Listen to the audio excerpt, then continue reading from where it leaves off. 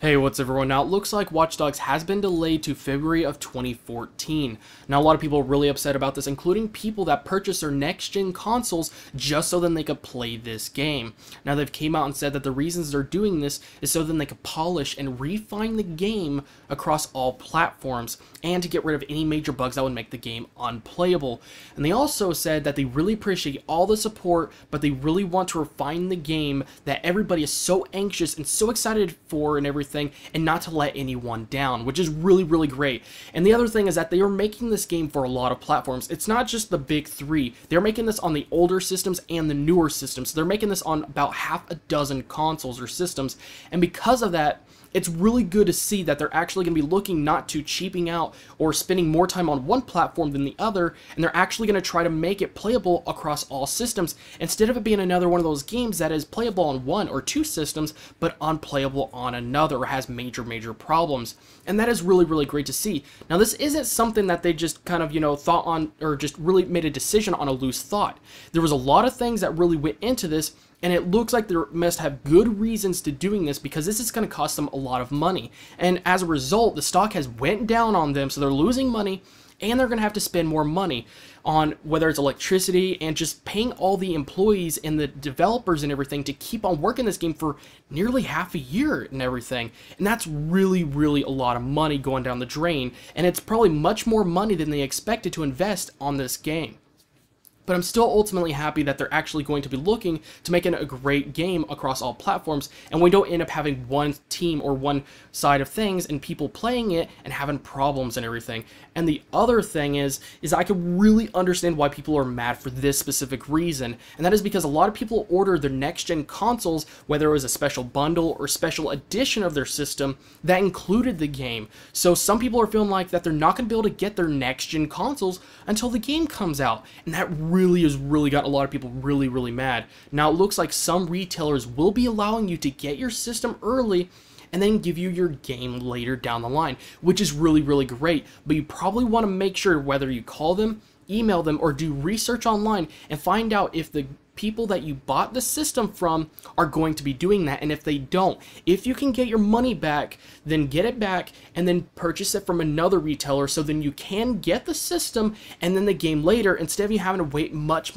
longer just to get your system along with the game and everything. Now, for those of you that live in Brazil, I am really sorry to say this, but it looks like the PS4 is going to be very expensive there compared to any other country. So if you thought the PS4 is very expensive where you live, whether it's the US, Canada, or any other country, it is not going to be very expensive compared to Brazil. Now, in Brazil, the PS4 is going to cost the equivalence of $1,850. Not $850, $1,850, and it's actually going to cost so much money that actually going to cost more than the Xbox One. And it's really surprising to see these kind of things, and this is once again one of the reasons that when people do giveaways or contests or try to ship things, sometimes they don't do it because of how much it might cost, and sometimes it ends up costing more than how much the product itself is actually worth that they're shipping. And these things are really out of control and are really unpredictable, and to see something like this happen to a big company like Sony, and to see them not try to do something about it or stand up or try to at least make some sort of an agreement is really bad. And it really sucks when these things happen, and it's going to just end up costing so much money because of all the fees, whether it's the shipping costs, the importing costs, taxes, or any other fees, and it ends up covering about 2/3 or 3/4 of the actual price. And even when you exclude all that stuff, it still costs more in Brazil, actually. It still costs more than it costs in the US, even when you exclude all the fees. It's still going to cost $550 with the fees excluded, so it's still going to cost more money. Now, I can kind of understand in a few ways why they're doing this, maybe because it costs so much money for the systems and they might be having lower sales, and just because of how much of a pain it might be just to get it sent over there and everything. So they probably wanted to go ahead and just make the price go up a little bit more. But it surprised me just a little bit because a while back, they said that they were going to be having the price practically the same throughout all countries, and they were going to translate, the money cost from, $400 to this many shillings or whatever type of money you use. They were going to change it and pretty much put it at a very similar price in that country. And to see the price go up really sucks. I would at least hope for them to be at least a little bit reasonable, but again, these are the things that are unpredictable. It's probably going to make things worse for Sony, and it might be a little bit more safer just to have the price a little bit higher and it really sucks to see this kind of stuff. Now, very recently I did a video giving you guys the release date for Naruto Shippuden Ultimate Ninja Storm 3 Full Burst. Now, during that time we did not know what the price was going to be on the PC port. All we knew was the release date. And now we finally know what the price is actually going to be for the game. So for this game coming on the PC, it's going to be actually a surprising price. Not $60, not $50, it's going to be $40, which is a really big surprise no matter what way you look at it, whether you look at it from just another game or as a PC port, because the game has been out for less than a year. It came out earlier this year, 2013.